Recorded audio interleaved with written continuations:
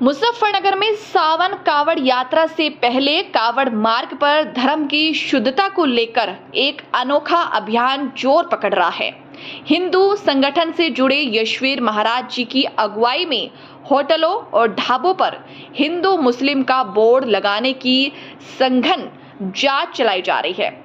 मकसद सिर्फ एक कावड़ियों का धर्म भ्रष्ट ना हो और श्रद्धालुओं को रास्ते में मुस्लिम संचालक की दुकान पर खाना खाने से रोका जा सके। महाराज जी का कहना है कि बीते वर्षों में ऐसी कई घटनाएं सामने आई हैं जिनमें मुस्लिम ढाबा संचालकों पर आरोप लगा है कि वे खाने में थूक कर, मूत्र मिलाकर या अन्य तरीके से खाने को अपवित्र कर देते हैं। इन्हीं आरोपियों के आधार पर इस बार हरिद्वार से लेकर पश्चिम यूपी, हरियाणा, राजस्थान, दिल्ली और मध्य प्रदेश तक जाने वाले कावड़ मार्ग पर होटल, ढाबे, मिठाई और फल की दुकानों पर मालिक की असली पहचान की जा रही है। देवी देवताओं के नाम का दुरुपयोग। यशवीर जी महाराज जी का कहना है कि बड़ी संख्या में ऐसे ढाबे और दुकानें पकड़ी गई जिनके बोर्ड पर पंडित वैष्णो, शिवशंकर जैसे नाम लिखे थे, लेकिन असली मालिक मुस्लिम निकले हैं। महाराज जी ने कहा है कि मुस्लिम समाज को व्यापार का पूरा अधिकार है, लेकिन वो हिंदू देवी देवताओं के नाम का दुरुपयोग करे। यह सीधे सीधे धार्मिक भावनाओं के साथ खिलवाड़ है। महाराज ने दावा किया है कि ऐसा करना भारतीय दंड संहिता की धारा 420 के तहत अपराध है, जिसे सजा भी हो सकती है।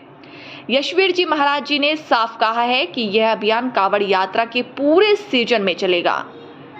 महाराज जी का कहना है कि सनातन धर्म के अनुयायी कावड़ यात्रा के दौरान पवित्रता चाहते हैं और इसी के लिए यह मुहिम जारी रहेगी। इसी बीच पुलिस भी कावड़ मार्ग पर शांति व्यवस्था बनाए रखने के लिए सतर्क हो गई है।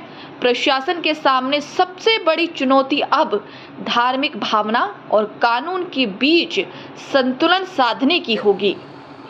हरिद्वार से कावड़ यात्रा मार्ग जो उत्तराखंड, पश्चिमी उत्तर प्रदेश, हरियाणा, राजस्थान, दिल्ली और मध्य प्रदेश को जाता है, उस पर कावड़ लाने वाले हमारे शिव भक्त जब हरिद्वार से कावड़ में पवित्र गंगा जल लेकर के जाते हैं तो रास्ते में उनको भूख भी लगती है और वो ऐसे होटल, ढाबों, चाय की दुकान, मिठाई की दुकान, फलों की दुकान पर खाने का सामान लेने के लिए पहुंच जाते हैं, जिन दुकानों पर भगवान के बोर्ड यानी हमारे देवी देवताओं के नाम का बोर्ड या सनातन धर्म के लोगों के नाम का बोर्ड लगा होता है, तो वो यही समझ जाते हैं कि ये अपना ही है।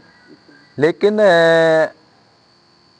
उन होटलों आदि खाद्य पदार्थ की दुकानों के जो संचालक हैं वो सनातन धर्म के नहीं होते, वे मुस्लिम होते हैं और ये वही गैंग है जो हिंदुओं के भोजन में थूकने, मूत्र करने आदि का षड्यंत्र करते रहते हैं।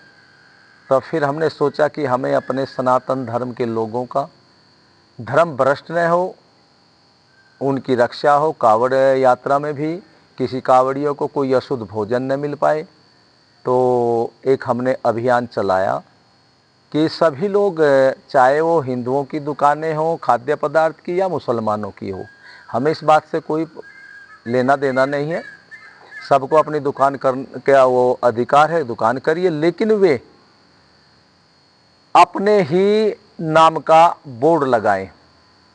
ये नहीं कि दुकान चलाने वाला मुसलमान है और हिंदुओं के देवी देवताओं का, हिंदुओं के नाम का वो बोर्ड का प्रयोग करके एक दुरुपयोग कर रहा है। भाई ये गलत है, कानून के खिलाफ भी गलत है और यदि इस तरह कोई करता है तो धारा 420 के अंदर पुलिस उसको गिरफ्तार भी कर सकती है, सज़ा भी दिलवा सकती है। तो हमने जो ये आवाज़ उठाई है और इसमें बहुत बड़ी संख्या में ऐसे होटल, ढाबे आदि खाद्य पदार्थ की दुकानें हैं जो मुसलमानों के द्वारा चलाई जाती हैं, लेकिन वो सनातन धर्म के नाम का दुरुपयोग करते हैं। तो हमारा ये आंदोलन चल रहा है और ये हमारा आंदोलन चलता रहेगा। पुलिस ने 6 लोगों को नोटिस भी दिया है। देखिए, इस आंदोलन में भागीदार रहने वाले 6 लोगों को नोटिस पुलिस ने दिया। ये तो खैर पुलिस का भाई कार्य है, हम पुलिस के संबंध में तो कुछ नहीं कहते, लेकिन जो नोटिस दिया है कानून के हिसाब से नोटिस का उत्तर तो दिया जाएगा, उत्तर देंगे। लेकिन यदि उन 6 के ऊपर झूठा मुकदमा पंजीकृत किया गया तो हम और भारत का कोने कोने का हिंदू समाज उन नौजवानों के साथ है। उन नौजवानों को अकेला नहीं छोड़ा जाएगा और झूठे मुकदमों के खिलाफ सारे भारत में आंदोलन प्रारंभ हो जाएगा।